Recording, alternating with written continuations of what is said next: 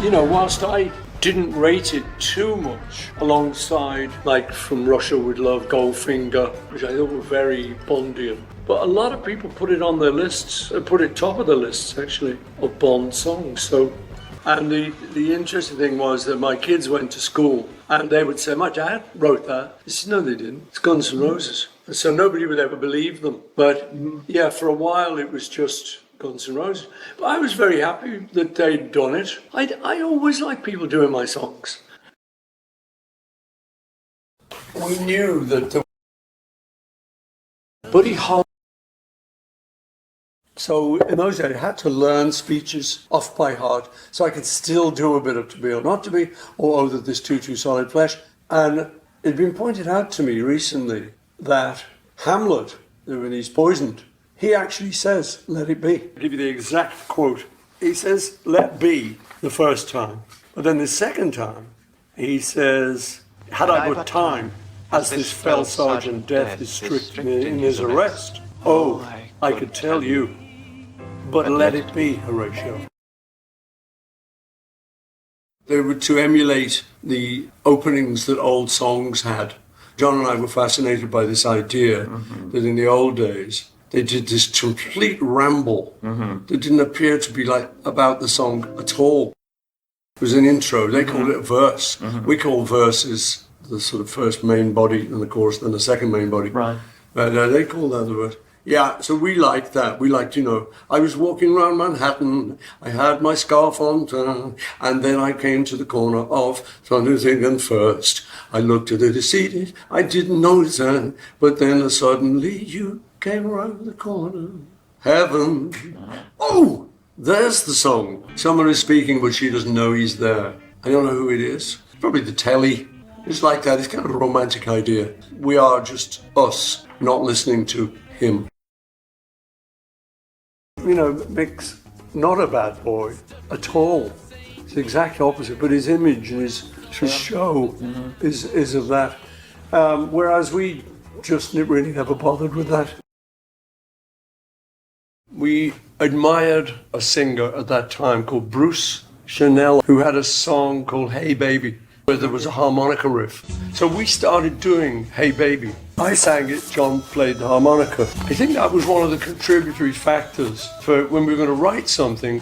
That's a good idea. This harmonica thing's a good idea. John can play it well. We could write something that would feature a harmonica. You know, instruments come in sort of vogues. I mean, you think of skiffle, guitar was like a harmonica. It's what everyone got for Christmas. It was what everyone got. And that then spawned the 60s revolution. I was a big fan of Fred Astaire, still am. And unlike the studio executives who thought he could dance a little, has no voice, I always loved his voice. I still do. And I actually use it often as an inspiration. I did an album of standards. And that sort of heaven, that little place for your voice, is a lovely place to sing from. It's not there, or there. It's sort of heaven.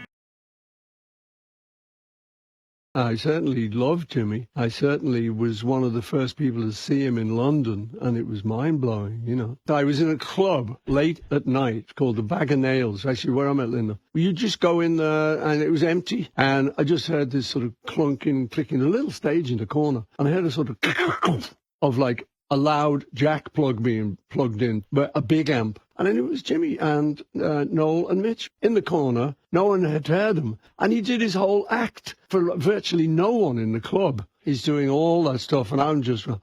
The first minute, the first second, he starts singing and playing. Kind of me with a couple of friends, late night, hardly anyone in the club. I think that was a Friday night, and on the Tuesday night, the word had got out. And now the club was steaming and packed for this new god in town. I had resisted the idea at first, but when it worked, I fell in love with the idea. So I knew now that I wanted to do a similar thing with Eleanor Rigby. So I would go round to George's house, we'd arrange a little session. And I said to him, you know, I'm fascinated by Bach. And he said, well, Bach, you know, would have done this. And he laid out the chords as he had done on Yesterday. George, talking about this later, would say that he then became inspired by Bernard Herrmann, who had written the Psycho music, which is very dramatic. And he wanted to bring some of that into the arrangement. Well, I was seeing it like a film, just in my own imagination. I've got two protagonists that are lonely, she and then him. He's not sort of, you don't feel so sorry for him, but he's lonely. So you've got these two, so all the lonely people now becomes the chorus. Where do they belong? Where do they come from? Buddy Holly, to us, was amazing for a number of reasons. He sang and played guitar. Elvis just sang and Scotty Moore played guitar. He not only played guitar, he played the solos. Normally if you played guitar, there was another guy in the group who was a lead guitar who played the solos. But Buddy sang, played guitar and played the solos. He also wrote the stuff. So this was like all-inclusive one-man band. And we really thought that was great. So this is what we have to do. He also wore these big horn-rimmed glasses, and as did John. And if ever there would be a girl coming around, John would whip his glasses off and put them in his pocket and squint as she went by. And I would say, you look pretty good, the glasses are good now. But when Buddy came along, the glasses stayed on. It was like Harry Potter with all the kids. The name, the Crickets. You know, we wanted something with a dual meaning. And it turned out they didn't know they had a dual meaning. They didn't know about the game, cricket. No, they just thought it was grasshopper. So we said to them, I met them years later, I said, fantastic, man, the Beatles. We loved cricket, chirpy little things, and the great game of cricket. What a brilliant name for a group. And they went, what? You know, oh no, we just heard a grasshopper in the studio wall, you know. My memory of it was that we were striving to find something with a dual meaning because of the Crickets. This was the idea. Now, the actual origin of it is clouded in mystery. But there are all sorts of theories about this. There's the Wild Ones, Marlon Brando, and at one point, Lee Marvin says, hey, Johnny, I think he's called. Come on, Johnny. We all missed you. Did you miss him? Yeah. Hey, Johnny, we love you. You know, come on back to the gang or something like that. Johnny, we love you. The Beatles love you. Did you miss them? Yeah. The Beatles missed you. All the Beatles missed you. It turns out the moles, the girls in the motorcycle gang, were called Beatles. Does the Beatles love you? And I know John and Stuart, his art school friend, Stuart Sutcliffe, loved that film, as we all did. I think they'd seen it. I think we just loved it and hadn't seen it. Anyway, so that's one of the theories. At one of those writing sessions, 24th Lynn Road, up a little garden path, past my dad's lavender hedge, you know, we would write Love Me Do, and John came up with this little harmonica riff. It's so simple, there's nothing to it. It's a will-o'-the-wisp little song.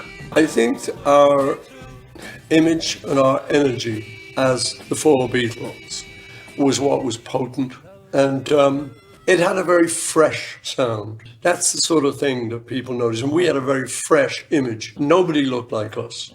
And we'd been working at it a long time. In Liverpool, originally, as a bunch of rockers, you know, with the quiffs and everything. Gone over to Hamburg as the rockers. Had got a little bit leatherified there. And then it moved from leather to suits, at the request of Brian Epstein. And so we all went over to Ben O'Dawn, who was in the Wirral, Birkenhead, a tailor. We'd never been to a tailor, really, you know, so certainly not en masse. We all went over and got suits. So we had this image. We had all the experience, musical experience of Hamburg, of playing a lot, your 10,000 hours, Mr. Gladwell's 10,000 hours.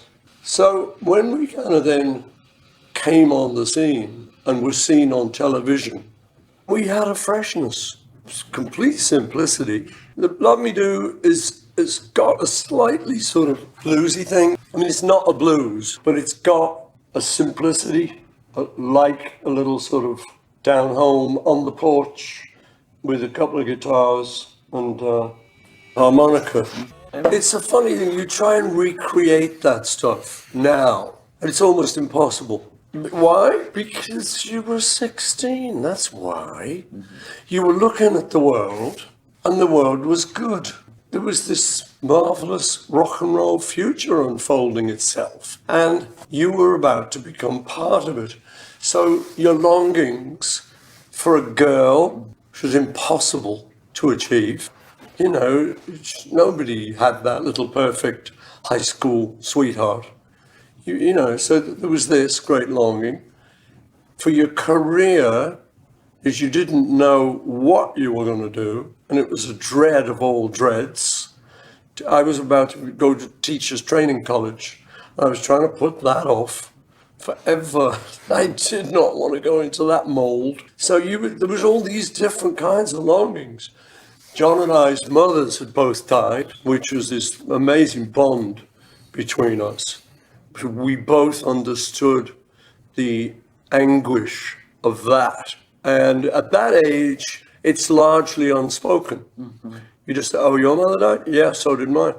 I knew the circumstances of his mother's death, he knew the circumstances of mine. And we would talk about it a little bit. But being young boys, you didn't talk about it much. So all this was rolled up into this package, this longing, and it spilled out, which is the best way to write.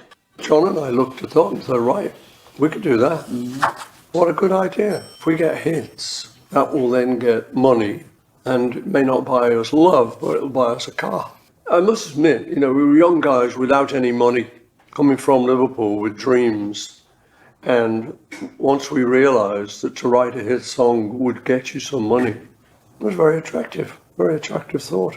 And it wasn't just the money, it was then the joy of pulling a song out of a hat, being able to play it with our band, which needed songs. So we were feeding the machine. Our recording hours were what now classical people do. It's the norm for recording. You normally go in 10 o'clock, you get yourself together, you start at 10:30, you then will work 3 hours, you then have an hour break, and you work 2:30 to 5:30, and that's it. And in those 2 periods of 3 hours, it was expected that we would be able to finish 2 songs. So we did, and that was the output and the flow of just having to come up with 2 complete things. But the great thing about this was you were finished by 5:30. There were all sorts of things, as I say, that you instinctively knew. Don't try too hard. Don't work too hard at reaching for it, because the more you reach, the more it'll recede. Just kid on that you don't even want it. Something will happen where everyone else around us will be worrying, what's going on? Oh my God, oh my God, oh my God. We always related back to this accident we'd had on the motorway going from London up to Liverpool, where we'd skidded off in the snow down the bank with our van, and at the bottom of the van were this, how the hell are we ever going to get home? It's snowing, we're freezing. And someone in the group said, well, something will happen. And it was like, that became a mantra. And as I say, it's actually a very good one. It's not reaching for it, it's letting it go.